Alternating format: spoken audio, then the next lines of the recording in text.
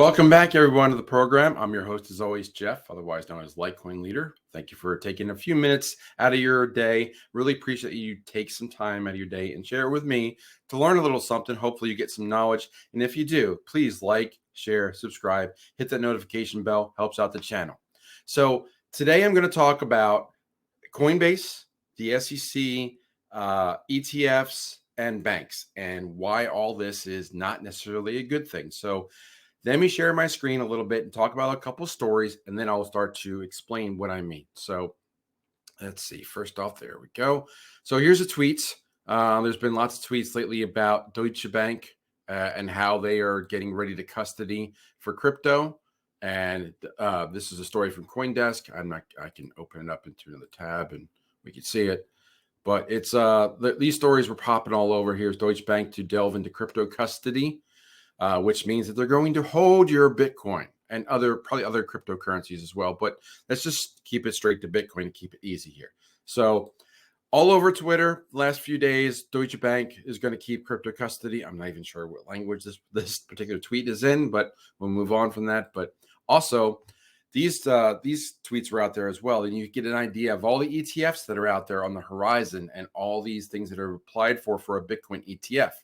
Now, if you add them up from BlackRock to Fidelity to ARK Invest to Valkyrie, we're looking at over $17 trillion of assets under management, or AUM. Okay, so now let me drop out of that and I'll just talk to it. But $17 trillion. Now, obviously, not all that money, all that wealth is going to be poured into Bitcoin. That's not going to happen. But what they can do is, let's just say that they take 0.1%. That's easy math. So that's 17 trillion goes to 17 billion.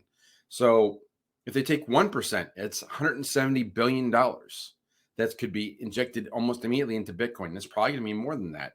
So if it's just 5% or 6%, now you're at $1 trillion that they're going to inject into Bitcoin. Now, combining these stories along with Coinbase. So Coinbase has been working with SEC, or they've been trying to get be compliant with their regulations, get approved, do everything by the letter of whatever the SEC writes down as the law that given week. Dot all the I's, cross all the T's. And for whatever reason, they were given I forget the term, but they were basically given a notification that there's going to be a lawsuit coming from the SEC. Now, I think they backed off of that because what these ETFs that I just shared, all those ETFs that, let's just go back real quick. There's like 8 or 9 of them that add up to $17 trillion. Don't need to show it again. If you want to see it, just back up in the video. But you get the idea. There's $17 trillion on the horizon, or up to that, with all these ETFs. But they have one thing in common, which is that they're all going to be custodying the ETF coins through Coinbase. So what this means is that this could be set up to be one giant rug pull. Now, you know this, and I know this already because you're on YouTube, you're watching crypto-related videos and Bitcoin and learning and educating yourself. So thumbs up for that, and please give me a thumbs up as well. But so not your keys, not your coins. You know better than to leave them on Coinbase. You know better than leave your Bitcoin with someone else.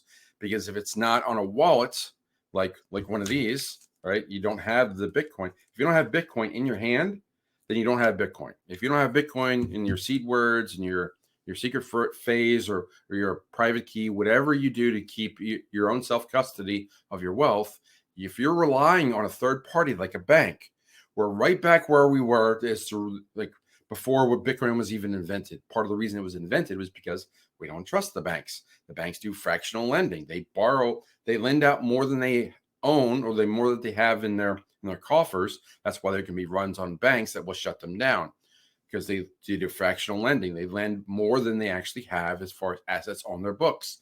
And it used to be that they had a reserve. They would have to keep 10% of their assets. That would be the multiplier. So if they had $1 trillion in the bank, they could lend out $10 trillion. Now, usually numbers a little bit lower than that, but you get the idea. Well, a couple years ago, because of many different reasons, there were lots of changes, and one of them was that they removed that restriction. So now banks don't have any reserve requirements, so they can lend as much as they want. Now, right now, they're not lending that much because no one can borrow, and they've done tightening on the lending. But in theory, they can lend a lot, and they can say that they have more than they have on their books.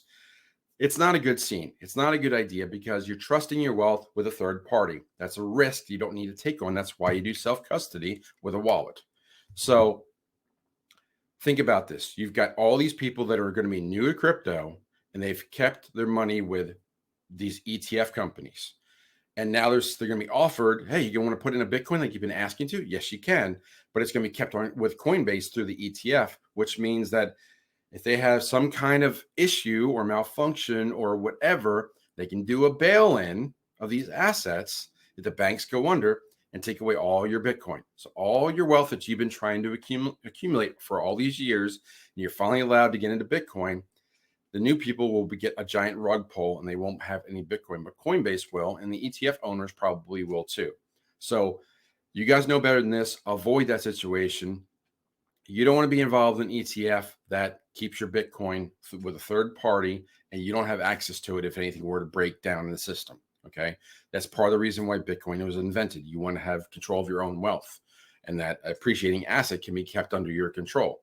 So be forewarned, not your keys, not your coins, and be careful what you see as far as these ETFs. While it sounds like great news and that all this new money is going to be pouring in, think about all the people that are going to be brand new to crypto and won't know better, that they won't know the risk inherent with keeping their wealth in an ETF or a retirement account through Coinbase, and then Coinbase or some other entity could just say, you know what, we're going to bail that in and you're not going to get access to your Bitcoin. So those are my thoughts for today. That's what I'm thinking about the ETFs. I know there's lots of on the horizon. I know that Bitcoin's been languishing for about 6 months, but theoretically speaking, like the fact that Bitcoin's kind of stable and its price is a good thing. Volatility is down, and also all the prices of everything in dollars is going up. So it's fighting inflation just by holding its value. So a lot said today. I'm looking forward to seeing your comments. Also looking forward to seeing you in Vegas on the 29th through the 1st. Details are going across the screen here. Dylan, Patrick, and I are getting ready for that event. Less than 2 weeks away. Can't wait to see you all there. Please come up and say hi. So with all that said, I'm looking forward to reading your comments. I'm going to close the drawer of the bureau, say follow leader, and I will talk to you soon. Take care. Yeah.